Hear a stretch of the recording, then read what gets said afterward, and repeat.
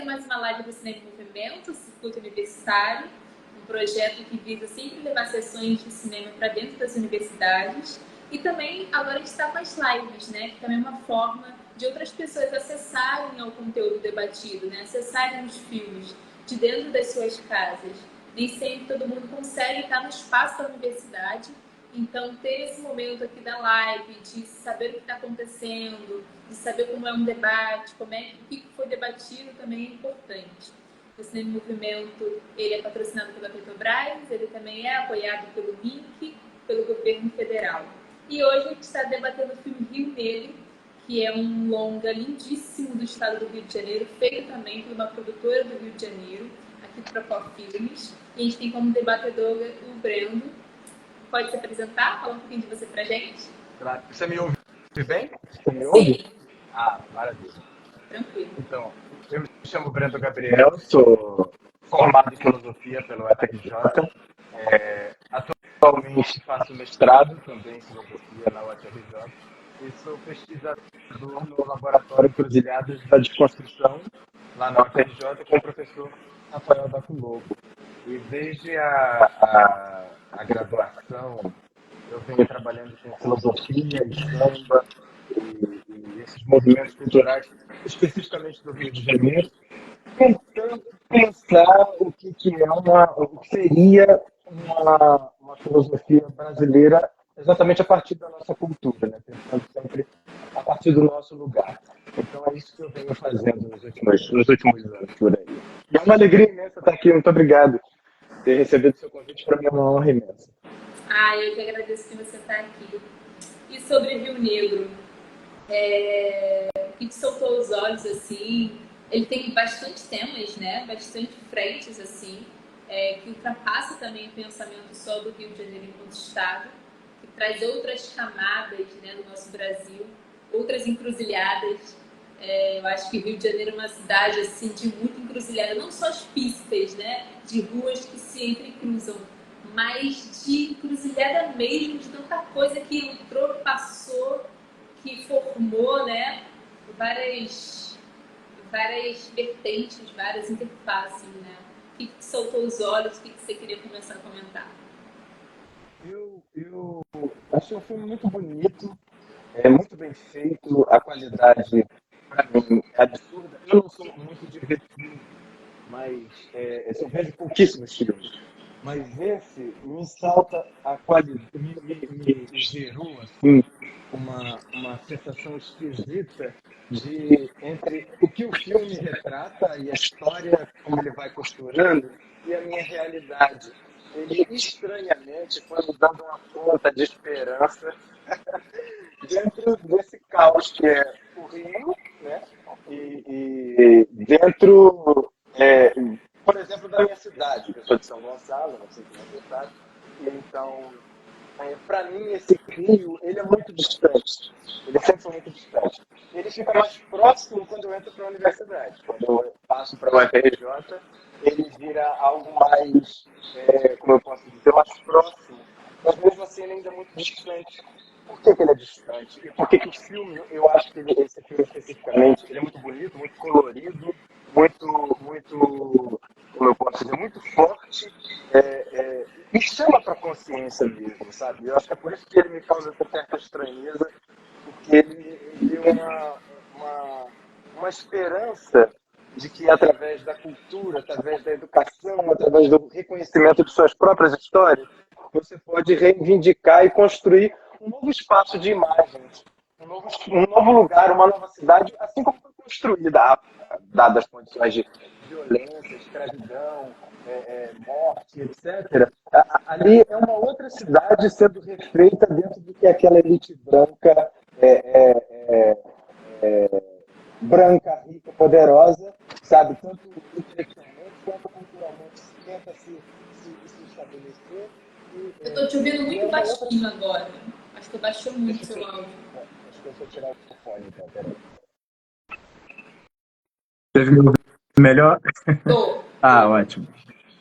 Então, assim, esse filme ele me encheu de esperança nesse sentido, de que uma outra cidade é possível de ser construída, sabe? Então, o que eu ia dizendo é que o Rio sempre foi muito distante para mim e ele começa a se apresentar para mim quando eu passo para a UFRJ, porque eu sou de outra cidade, eu tenho que atravessar a Bahia inteira para chegar até ele. E só depois, quando eu entro na universidade, vem essa quantidade de informações, não só acerca de si, mas como acerca do ambiente que você vive, sobretudo fazendo filosofia, você vai reconhecendo nos lugares onde que a história foi construída e como ela foi construída, né? O que eu trabalho agora no mestrado é um pouco do que eu trabalho a filosofia de Walter Benjamin, ele tenta pensar um conceito de história que não conste, que não se aproprie somente de histórias dos documentos oficiais, dos documentos produzidos por uma certa elite intelectual, política, militar. É muito importante não esquecer dessa elite militar que toma conta do Rio de Janeiro a todo momento. Eu acho que não existe uma história do Rio de Janeiro sem levar em conta esse aparato militar, essa imposição militar na cidade.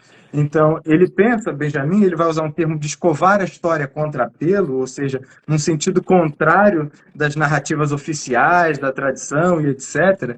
Ele vai pensar uma história a partir dos vencidos, entre aspas, né, usando o termo dele da época.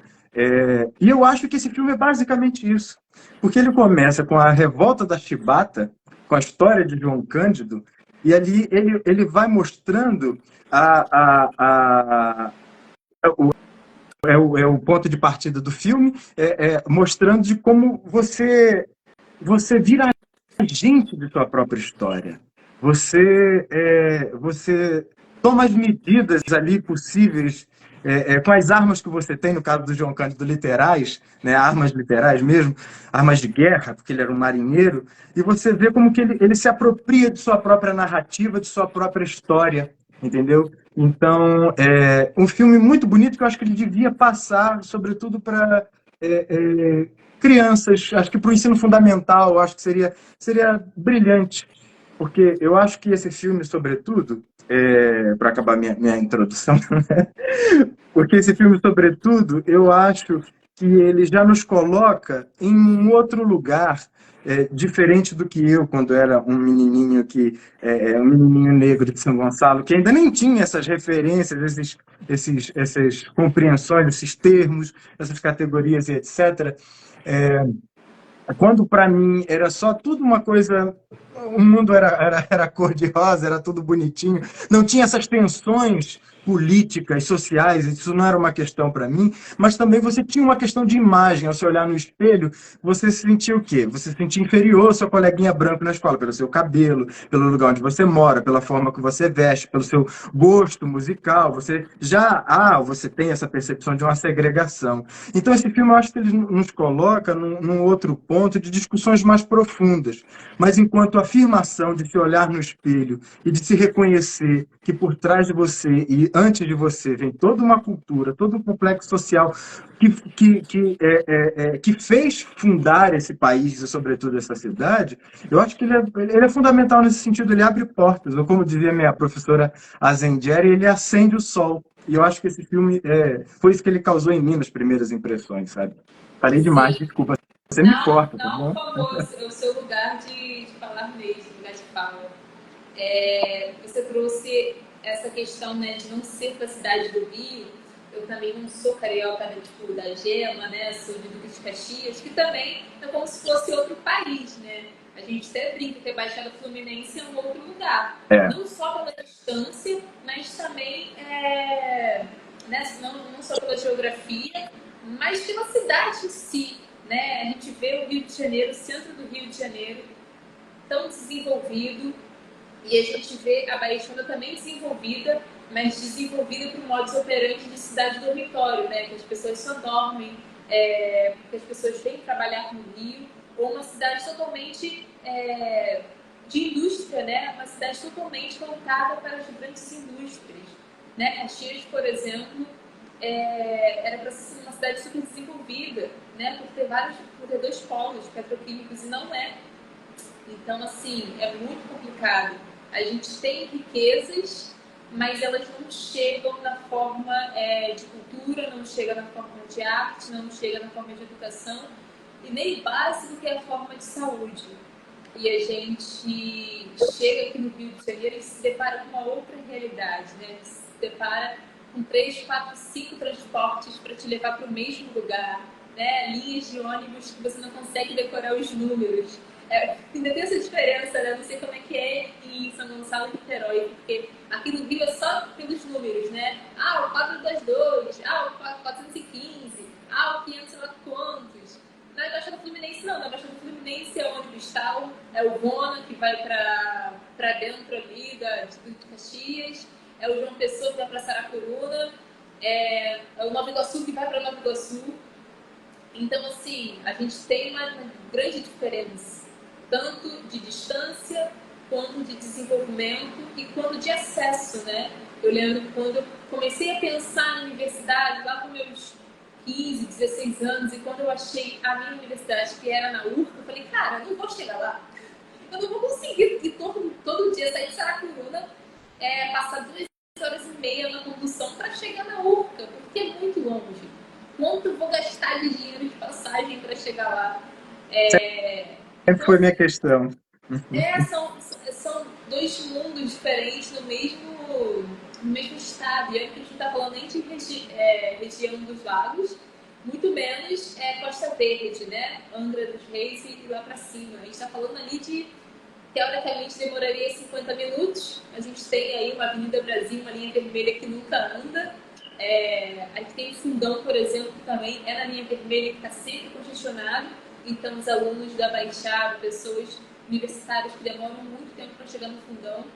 Imagina, então, você ser da UF, né? Você ser da UF morando em Saracuruna, ou Nova Iguaçu, ou Queimados, ou Seropédica, aí você nem sai. Seropédica já fica já na rural. Você não tem como você ir para outro campo, porque é muito longe. Então, realmente, assim, isso que você me falou me pega muito, porque é outra cidade. Realmente outra cidade, é muito município, né? Baixada tem 14 municípios. Mas é muito distante. E não é só a questão do trabalhador, né? A questão da pessoa, do ser humano, assim, viver em sociedade. É uma sociedade muito diferente. Quando você chega na cidade grande, quando você chega no Rio de Janeiro, para além de todas as encruzilhadas que ele tem, você ainda encontra uma outra encruzilhada, que é se entender dentro do Rio de Janeiro e tentar se apropriar do seu próprio estado. Ainda tem isso, né? O Bezerra da Silva tinha uma frase que malandro na cidade vira otário. E acho que maior problema para mim era entender que existia uma São Francisco Xavier metrô e uma São Francisco Xavier trem. E aí um dia eu estava super atrasado para encontrar o meu orientador e eu resolvi, como estava hiper engarrafada a Ponte Rio-Niterói, ali naquele entroncamento que você vai ou para Presidente Vargas ou para a Praça da Bandeira, eu decidi descer ali para ir pro... Eu tinha visto no Google, inocente, e fui para a estação da Praça da Bandeira pegar o trem e desci na São Francisco Xavier. Só que assim, a distância da Tijuca lá para outra São Francisco Xavier, que eu nem sei se é Tijuca, porque eu não sou do Rio, era imenso, ou seja, eu tive que desmarcar o compromisso, porque eu estava num local que não era nem perto. Então, assim, é outro mundo completamente, sabe? Você tem que atravessar a Ponte Rio-Niterói. Das 6 da manhã até as 9 é uma tarefa hercúlea que nem sempre eu estou afim. E por isso que às vezes os meus amigos não entendem muito porque que eu não tenho disposição para ir para o Rio. Eu uso essa expressão, né? Ir para o Rio, que é uma expressão de quem está do lado de cá. Não sei quem está para o outro lado, acho que não, talvez não use tanto, mas eu vai para o centro, usa talvez essa expressão, mas aqui a gente usa a expressão de vou para o Rio. E até uma coisa diferente dos meus avós é que eles dizem ir na cidade, né? E o filme mostra muito isso, aquele miolinho ali sendo o espaço urbano e todos os outros estão à margem tanto dessa cultura efervescente, né? Estão ali produzindo outras coisas e tanto das decisões políticas, né? Estão distantes. E vão sendo jogados. Isso depois vai para o filme da metade para frente, você vai vendo a questão religiosa, você vai entendendo como os terreiros vão se distanciando do centro. Aquilo que fazia parte do cotidiano urbano já deixa de fazer parte. Começa a virar marginal, né? Começa a estar à margem, marginal em todos os sentidos, né? Tanto da polícia e da sua repreender, quanto daquilo ali virar uma coisa usando um termo que se usa muito hoje, diabólico, vamos dizer assim. Aquilo começa a ter esse caráter, que é essa perversidade que nós vemos hoje, da intolerância religiosa, de terreiros sendo depredados, e tudo isso vem de um lugar, sabe? Tem uma história, não começou do nada, né? Isso é uma coisa construída e, às vezes, como política de Estado, né? As reformas da cidade são isso, né? Enfim, então, para mim, o Rio, esse Rio Negro, inclusive, é distante de mim, sabe? Esse Rio Negro da cultura, do carnaval, né? As pessoas sempre me julgam, por que você não torce para Porto da Pedra? Eu gosto muito da Porto da Pedra, mas meu coração é Mangueira. Sempre foi desde criança, quando eu via na televisão, sabe? Tudo é muito distante, ainda mais hoje. Eu acho que piorou, em algum momento melhorou, mas em dado momento piorou, porque eu não tenho... Acho que só tem 2 teatros aqui em São Gonçalo. As casas de show viraram igreja. Eu não tenho nada, eu sou cristão, sempre fui, mas eu não tenho nada contra a igreja. Mas eu acho um absurdo você perder espaços lúdicos, culturais, para que vire uma igreja, sabe? Mas eu culpo as igrejas menos, eu culpo mais o prefeito da minha cidade. Eu culpo mais o governador, o secretário de cultura, os vereadores, que não pensam que a pessoa precisa ter um outro... Sabe, tem um espaço lúdico aqui, cara. Tem uma outra coisa que eu não quero pensar só trabalho. Eu não sou uma máquina mercante, sabe? Então, assim, e hoje, para mim, o que mais me mata é ter que ir para Barra da Tijuca para assistir um show de um artista que eu gosto. E a única pessoa que eu faço isso é o Djavan, que me faz sair de São Gonçalo. E na volta, porque não tem ônibus da Barra para o centro, não tem BRT, você tem que pagar um Uber 120. Assim, você tem que juntar um bocado de periférico para voltar contigo para casa. Porque isso é distante, essas políticas culturais são distantes, as grandes festas são no Rio. E nem digo Niterói, que para mim é uma capital, uma cidade muito dinâmica, e era a capital do Rio, né? O Rio questiona que não tinha estrutura para sair do Rio, a capital do Rio, para Brasília. Mas São Gonçalo é quem na fila do pão? Sabe? Esse Rio Negro também é distante para mim. Por mais que eu esteja estudando, aprendendo, reafirmando ele também passa longe de mim. E fora as questões, e piora, né? Porque assim, a gente vive de mirabolância. É uma famosa chamada linha 3 do metrô, que ligaria Niterói até a Comperj no Itaboraí, entendeu? Então, eram as barcas que viriam da central, do centro, da Praça 15 para São Gonçalo e nunca vem. Então, você vai criando essa cidade que você dorme mal, né? Porque é isso, eu saio da UFRJ 9 da noite, chego em casa meia-noite na maior tranquilidade do mundo. Por quê? Eu digo na maior tranquilidade, é uma ironia, porque levam 2 horas a depender do trânsito. Então, assim, cada vez mais... até você acessar essas culturas hoje é mais difícil, sobretudo para quem mora distante, né?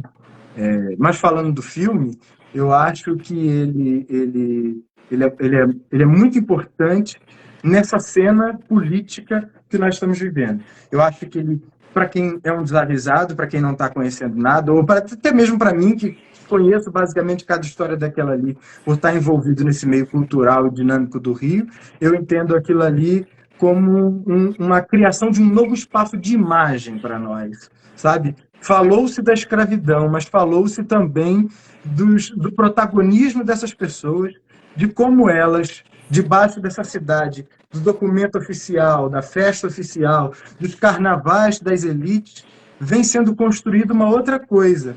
E eu acho que isso deságua exatamente nesse momento efervescente, com críticas, etc., coisas para melhorar ou não, que a universidade, vamos dizer, que é o nosso meio, vem emergindo essas questões, sabe? É pensar o corpo, é pensar a brasilidade, é pensar a cultura do terreiro, vem pensando também a questão evangélica, que são majoritariamente negros, você vem pensando o lugar do samba dentro de um pensamento que é absolutamente sofisticado, mas no meu caso vem pensando dentro da filosofia, que não que tem as suas questões, sempre está pensando a partir da razão e do logos, e nunca pensa a partir do corpo, a partir do pé que risca na avenida, a partir das folhas, a partir, enfim, da religião, que vamos dizer, popular, né?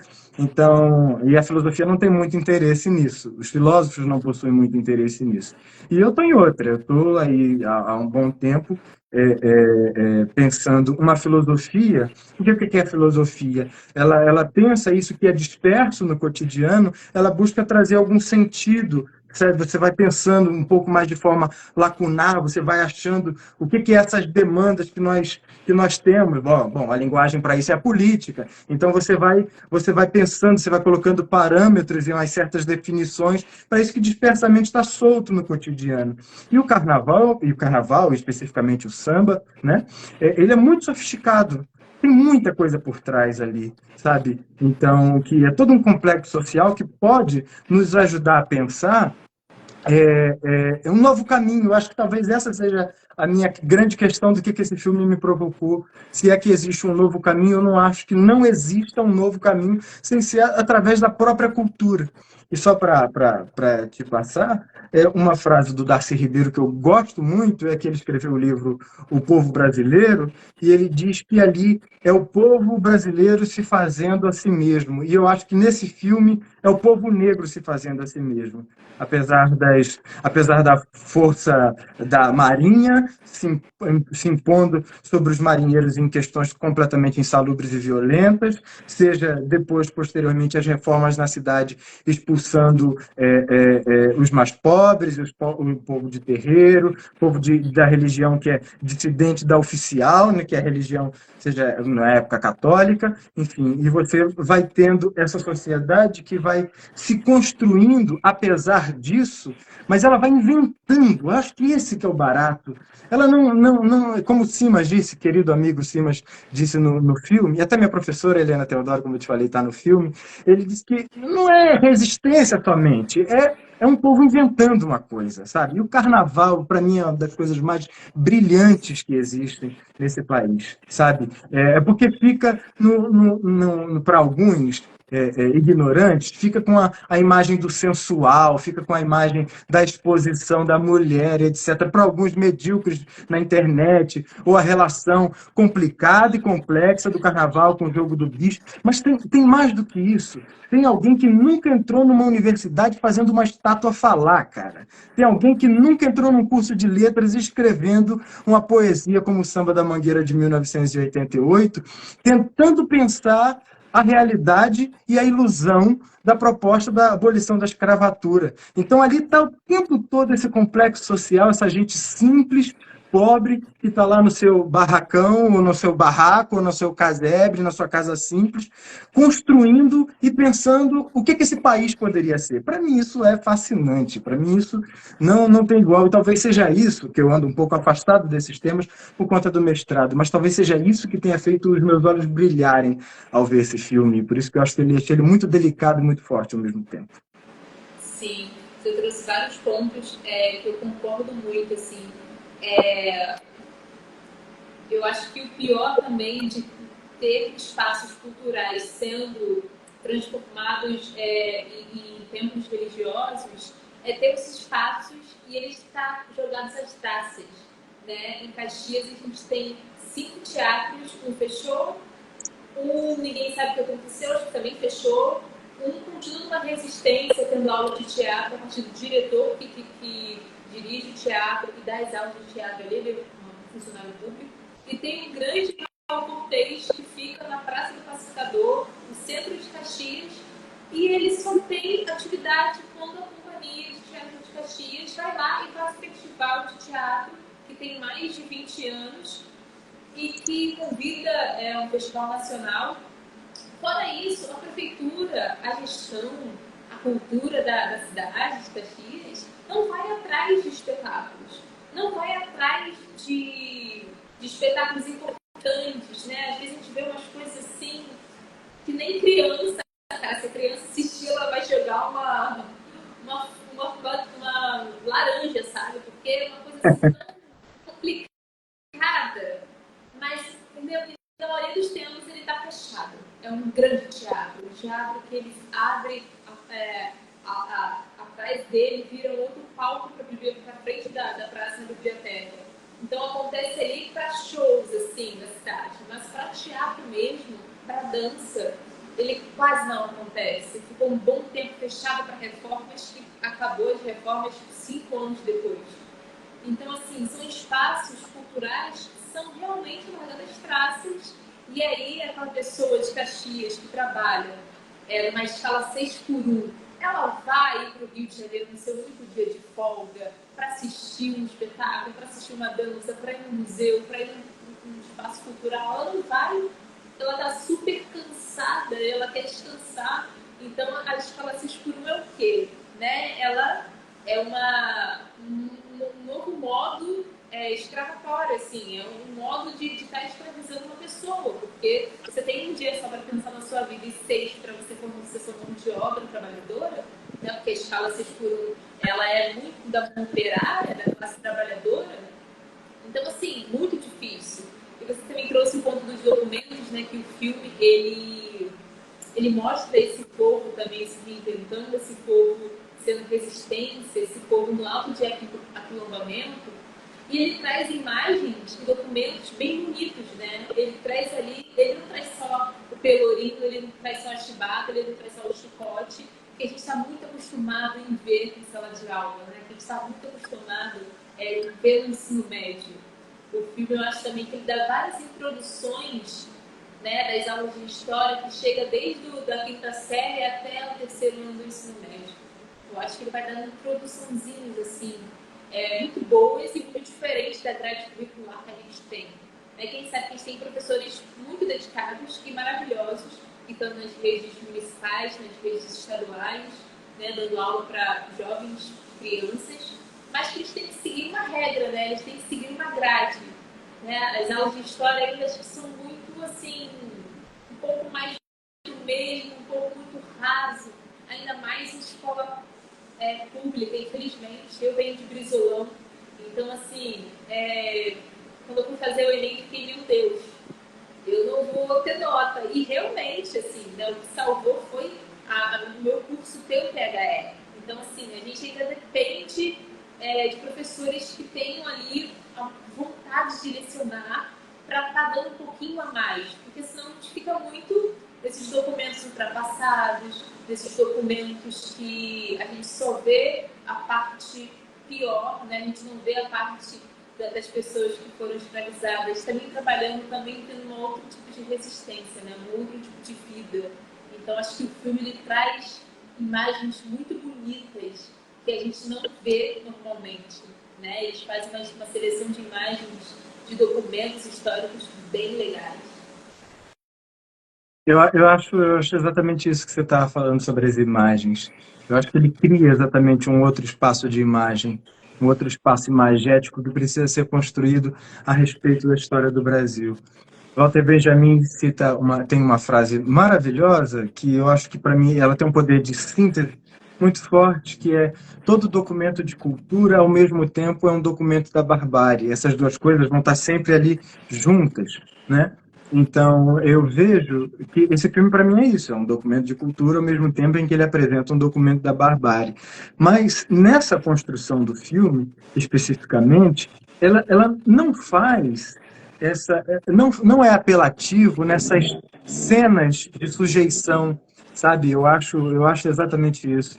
Eu acho que ele está ali construindo esse novo espaço de imagem a partir dessa nova invenção, dessa história a contrapelo, desse sentido contrário ao oficial, sabe? Para mim, o caso do Valongo é o maior exemplo dessa história que ainda precisa ser escavada literalmente, inclusive, né? Porque eu não me lembro exatamente se é nos Miseráveis do Victor Hugo que vem a história do contramapa, que vai se pensar a cidade a partir do contramapa, né? Eu acho que o Rio de Janeiro é exatamente isso. Ela precisa, e esse filme acho que para mim é um pouco disso, é pensado a partir desse contramapa, nessa contramão e nesse sentido a contrapelo, exatamente porque as narrativas oficiais do Rio de Janeiro constrói essa imagem dessa elite educacional que continua ainda em vigor em boa parte, embora eu acho que ela vem sendo desconstruída, com todo cuidado com essa palavra, ela ainda vem sendo desconstruída, vem sendo reelaborada, mas eu acho que isso não é indissociável de pressão popular, de políticas públicas estabelecidas pelo governo, mas eu acho que isso, olha, honestamente, ao mesmo tempo que me enche de esperança, eu fico pensando na nossa classe política e fico incomodadíssimo, que eu acho que tudo isso que vem E é só reparar uma coisa muito interessante, um dos professores usa a expressão demofobia, né? Essa fobia de povo. E você vai vendo que a mudança da capital é exatamente essa sequência de movimentos populares dentro do filme, né? Dentro da história do Rio de Janeiro. Então, honestamente, eu prefiro ainda acreditar no povo, na sabedoria do povo, de que essa virada de jogo que a cidade do Rio precisa, eu acho que virá daí, dessa nova invenção, dessa tomada de consciência, seja do povo negro, seja do branco, seja do indígena, seja do evangélico, seja do espírita, do umbandista e tal. Eu acho que esse novo, eu espero e desejo que esse novo espaço de imagem que estamos precisando construir nesse Rio de Janeiro, que mata criança, mata pobre, mata mulheres, e não somente com a bala do fuzil, mas também com a política pública de morte através do sistema de saúde do Rio de Janeiro, e exatamente também na questão que você falou, essa pessoa que está trabalhando 6x1, ela não vai ao teatro no fim da semana, se é que é no fim da semana, sabe, que é no domingo. Ela também não vai ao médico, sabe? Ela também não vai fazer um exercício, porque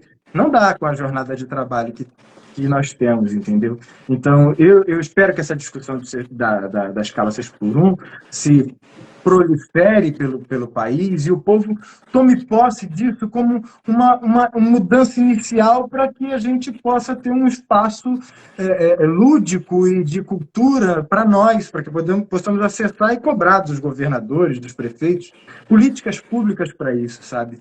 Então, assim, eu acho que esse povo se fazendo a si mesmo me deixou cheio de esperança no filme, por conta do filme, né? Então, assim, eu acho que esse espaço de imagem vem sendo construído dentro das universidades, que é o espaço onde eu posso falar um pouquinho mais de propriedade, que é o lugar que eu mais frequento. E não digo nem, alguns colegas meus dizem infelizmente, mas não, acho que felizmente, para mim é ótima a universidade, eu não tenho do que reclamar, acho que ela precisa de mudanças, precisa de melhorias, e que ótimo que eu consegui lá, espero que muitos colegas meus entrem também, porque boa parte dos meus colegas, boa parte é exagero, mas uma parte que considero significativa, de colegas que estudaram junto comigo, que moraram no mesmo bairro, hoje estejam vendendo droga na minha esquina, sabe? Hoje estejam com um fuzil, com um rádio ali, achando que isso é vida. Eu sei que eles não acham que isso é vida, né?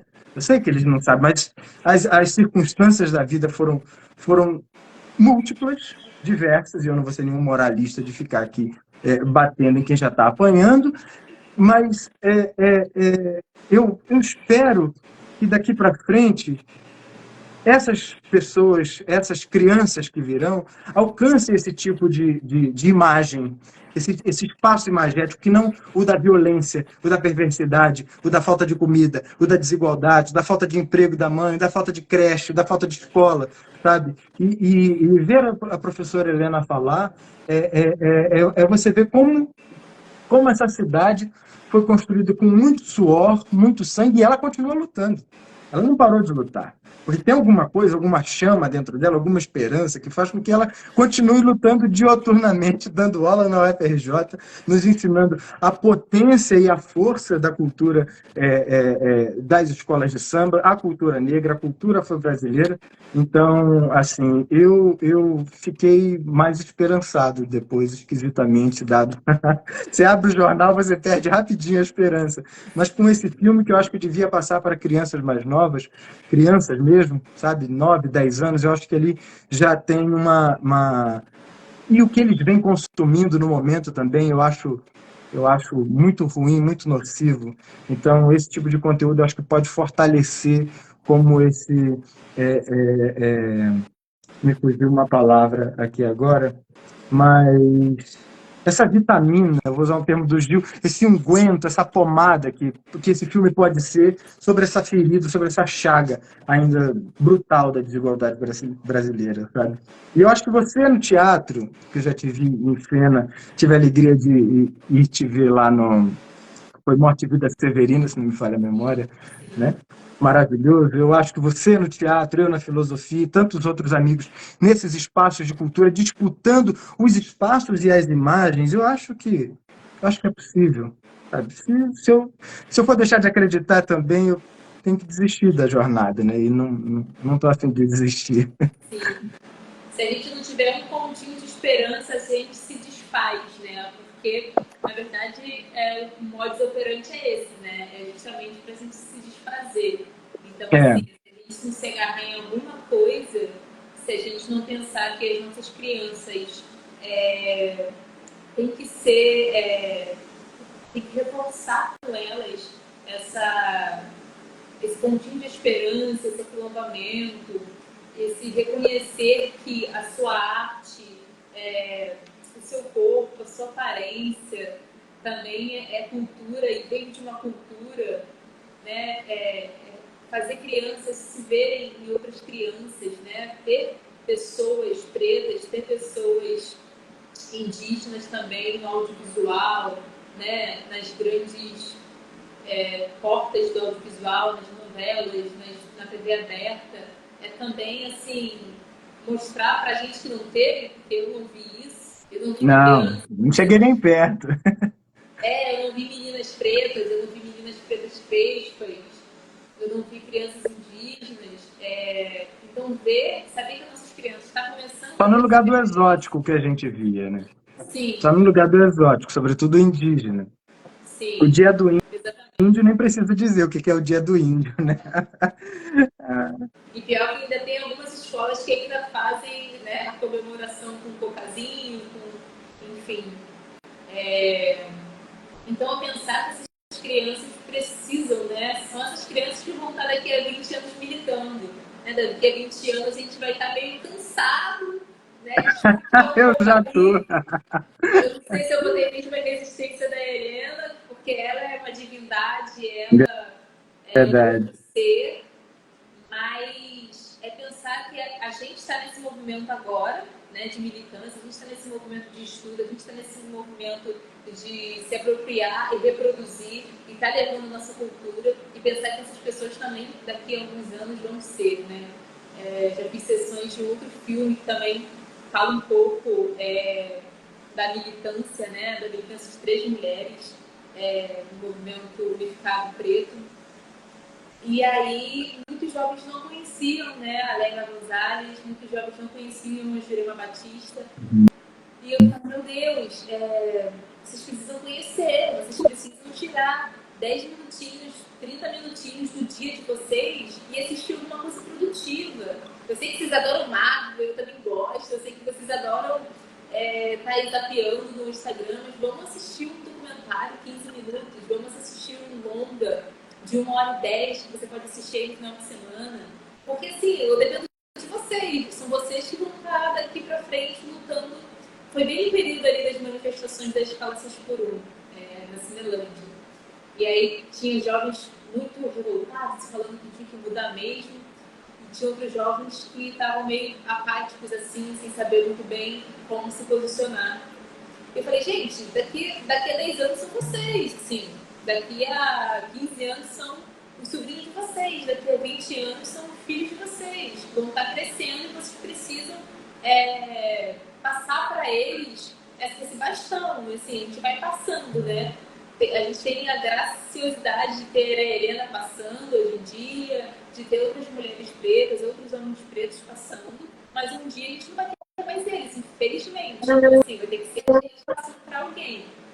Então, eu acho que a gente seguir esse modo, sabe? É seguir esse modo. Engraçado que você falou do conceito do Duval mesmo, sobre o contrapelo. Engraçado que o Carlos falou que ele foi realmente escavado, realmente colocado contra pelo muito recente, né?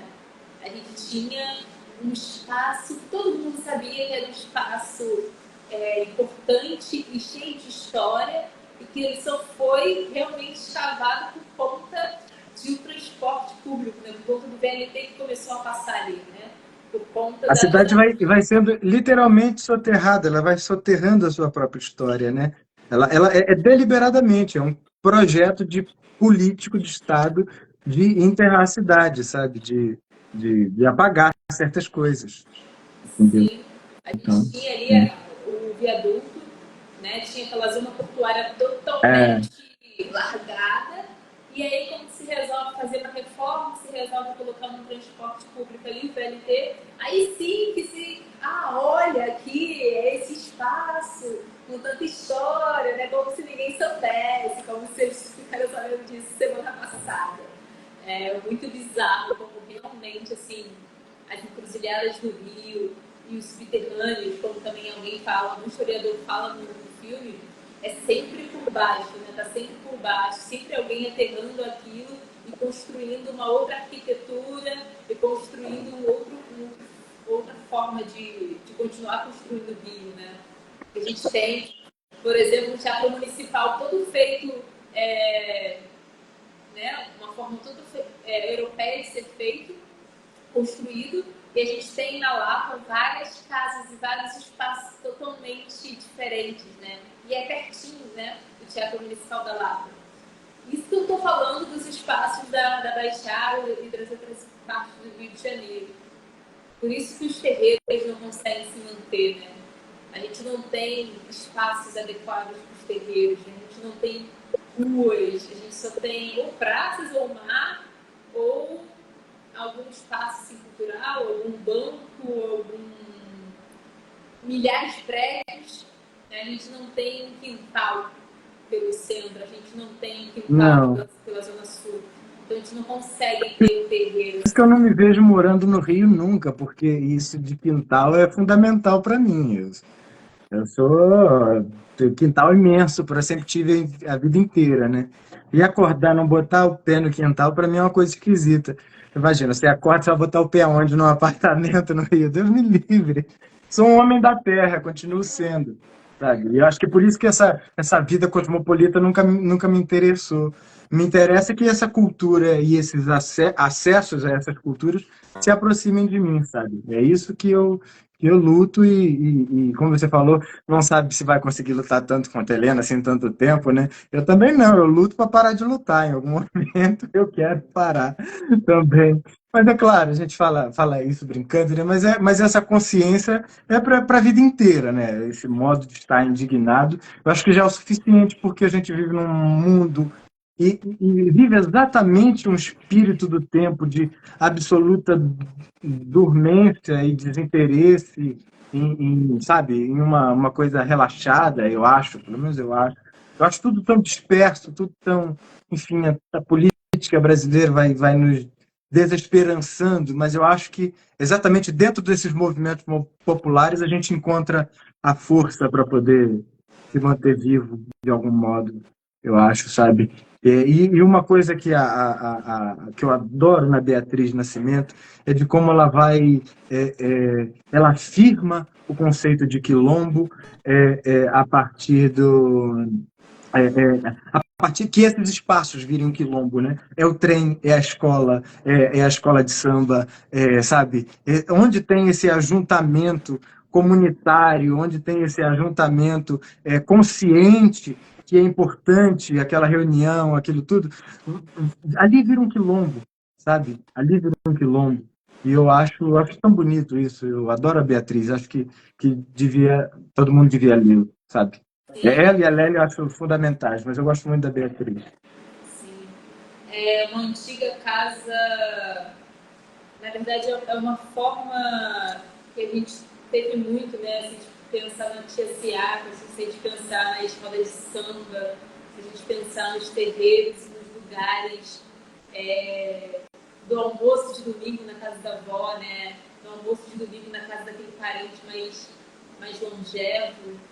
A gente tem esse momento, né? Que a gente escuta o pagode, que a gente escuta o samba, que a gente come um churrasco ou come uma feijoada, se não tiver muito calor, que toma sua cervejinha, que dependendo se tiver muito tempo assim que não vê um familiar, puxa uma foto, conta um caos, lembra de uma história. Se depois você está vendo um tio puxar uma música, daqui a pouco você está vendo pessoas dançarem de formas livres e soltas. Eu acho que isso também é um pouco do que você falou, né? A gente cria um outro espaço. Isso é possível também no quintal, porque se a gente for para um condomínio, num apartamento, você não pode botar uma música alta Tô fora. e girar fazer um churrasco na sua cozinha. Entendi. Mas esses laços de comunidade a gente vê presente dentro nesses espaços, vamos dizer, distantes do centro, né? Esses espaços, esses outros lugares foram construindo esses laços comunitários e é uma coisa que o Simas falou que eu sempre acho muito bonito o que ele diz, mas especificamente sobre a ideia de cultura de diáspora, né? Que se diáspora é aquilo que dispersa, fragmenta, separa, distancia, quebra, rompe, a cultura de diáspora, ou seja, o samba, o terecô, você vê as manifestações culturais de Parintins, no Amazonas, você vai vendo o caldo cultural que é o Brasil, essas culturas de diáspora, de tudo isso que estava disperso, passar a nos enlaçar outra vez, passar a fazer sentido, esse sentido de comunidade, porque vivemos numa sociedade com a mentalidade profundamente neoliberal, e esses dias eu estava até falando com um amigo de igreja, que como essa mensagem, como era diferente você,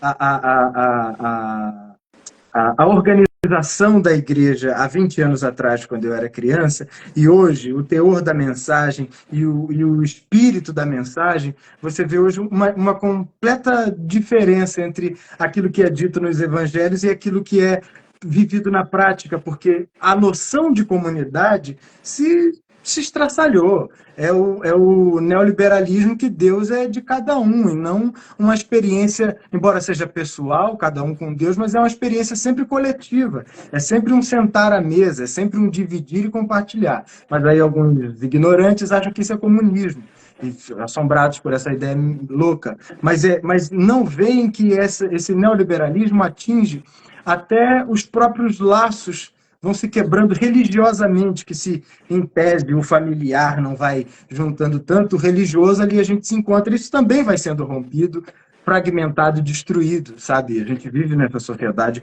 profunda, da qual eu faço parte, não estou dizendo que vivo em Marte ou de Saturno, mas eu sou desse planeta aqui mesmo, e eu sinto isso porque isso também me atinge. Isso de estar junto é algo que, diante da revolução tecnológica ou qualquer coisa que seja, vai também nos distanciando do outro e do próximo. Então, a alteridade também vai se perdendo, essa capacidade de se colocar no lugar do outro, né? E só voltando um ponto antes que a gente estava falando sobre o espaço de imagem, nosso espaço de imagem está repleto dessa violência que não é assimilada, não cria valor algum. Você vai passando o dedo na tela e você vai vendo pessoa o caso, sei lá, violentada em tal e tal lugar. Aí você acha aquilo, meu Deus, um absurdo. Aí você abaixa, tem um vídeo, sei lá, de uma esquete do Porta dos Fundos que faz você ter gargalhada, só um exemplo, né? E aí você vê que nada cria valor, nem o perverso ali que deveria te causar um espanto. E, sabe, perdemos a nossa capacidade de espantar, né? Os filósofos diziam que a filosofia é isso, nasce do espanto, né? E a gente perdeu essa capacidade de não só de se solidarizar, como também de criar valores. Exatamente, as coisas não estão criando valor na nossa cabeça, está quase entrando por um ouvido, saindo pelo outro, sabe? Dado o imediatismo das coisas, a velocidade das informações, o nosso cérebro também vai se condicionando a isso, né? Então, eu acho que a gente também vai ficando mais solitário, pelo menos eu acho, nesse sentido, né? A gente vai se desfazendo desses laços comunitários que nos socorrem, que vêm ao nosso encontro, sabe? Então, eu acho que esse filme reforça isso, a força dos laços comunitários. Eu acho que ainda existe, eu acho que ainda é possível manter, construir e fugir dessa ideia neoliberal de que cada um por si e Deus por ninguém. Eu acho que, enfim, eu acho que esse filme reforça muitas coisas para quem tiver um olhar mais sensível. Eu acho que é isso.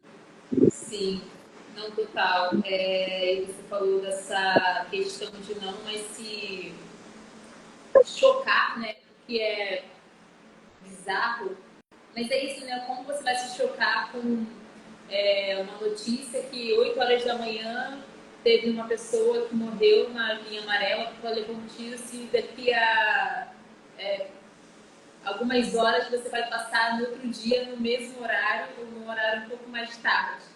você não tem que passar uma linha amarela porque você tem que trabalhar. Não, eu acho que o curioso disso que eu já vi uma vez no Plaza, em Niterói, que é um shopping, uma pessoa foi assassinada dentro do shopping. E nenhuma loja fechou. Dane-se, Sim, sabe? Nenhuma loja fechou, sabe? Eu acho que a gente perde, inclusive, essas capacidades ritualísticas, vamos dizer, de sensibilidade, sabe? Eu acho que a gente...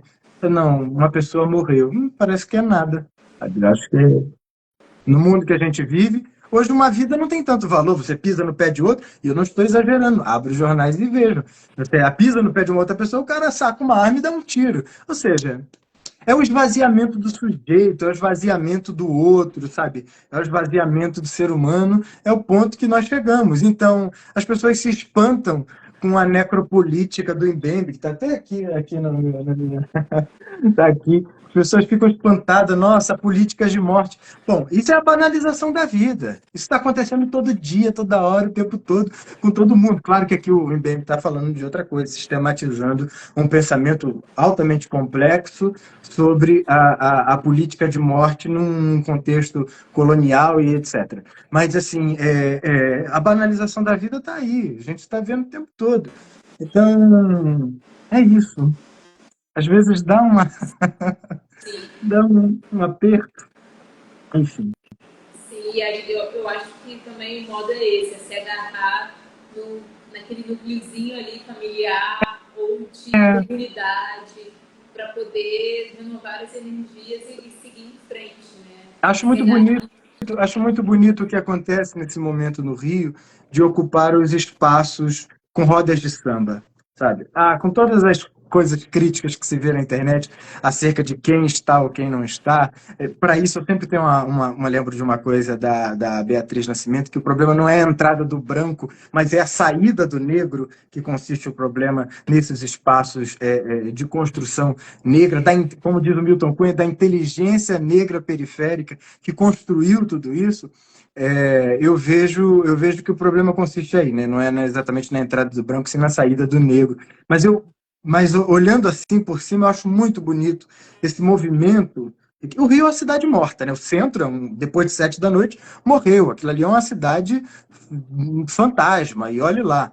Então, assim, eu acho muito bonito esse movimento das rodas de samba crescendo, borbulhando no Rio, sabe? Espocando assim, em todos os lugares, fazendo esse movimento do corpo, da alma, do espírito, sabe? O samba, como diz a Helena Teodoro no filme, é uma coisa cósmica, sabe? É uma dança que te conecta com outros espaços e outros lugares. Então, assim, fora dessa dimensão, inclusive.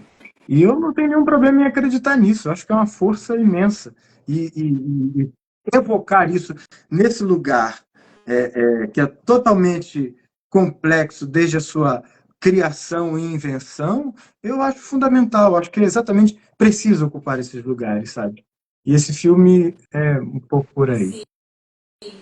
Só para finalizar a questão do samba, e aí pelos últimos sets assim, de samba, você ainda escuta samba de terreiro, né? Você ainda escuta muito ponto de Zé, muito ponto de Exu, e aí eles têm toda essa coisa que era demonizada, toda essa coisa que era marginalizada, toda essa coisa que era não posso ver, uma imagem de Exu, que Deus me livre, blá, blá, blá, blá. E você vê as pessoas sambando, as pessoas cantando, as pessoas festejando, as pessoas já tá na boca do povo, assim. Então, o samba ainda vem aí no lugar também de valorizar os cânticos da Umbanda, ainda vem no lugar de valorizar e de reforçar também as religiões de matriz africana. Breno, eu acho que é isso, a gente puxou vários assuntos, muita coisa. Se deixar, a gente fica aqui até meia-noite, vira o dia. Mas eu queria saber se você quer finalizar, quer falar mais alguma coisinha por último, tá com você.